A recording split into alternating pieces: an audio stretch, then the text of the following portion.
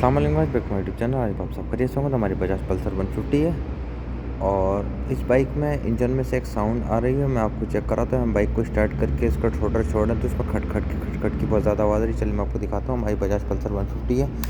तो हम इस बाइक को स्टार्ट करा। ये जैसे आप देख रहे हैं, ये इसमें जो साउंड आ रहा है, ये वाला जो इसमें साउंड आ रहा है, किस चीज़ का साउंड है। और ये देखें कितना ज़्यादा इसमें। तो ये देखें इसमें जो खट की है, जो इसमें आवाज़ आ रही है, इसकी मैग्नेट बुश में आवाज़ आ रही है। और ये जो इसके मैग्नेट बुश होते हैं, इसके मैग्नेट बुश इसके आवाज़ कर रहे हैं इस बाइक के। ये वाली जो इसमें आवाज़ आ रही है, हमारी इस बाइक के मैग्नेट के बुश ख़राब हो चुके हैं। इसमें खट की जो आवाज़ आ रही है, देखें जिसमें साउंड आ रही है, मैग्नेट के बुश की साउंड है गाइस। अगर हमारी बाइक में प्रॉब्लम है तो हमें लाजिम ठीक कराने चाहिए। अगर नहीं सही कराएंगे तो इसकी मैग्नेट प्लेट टूट जाएगी, हमारी बाइक का इंजन फिर जाम हो जाएगा।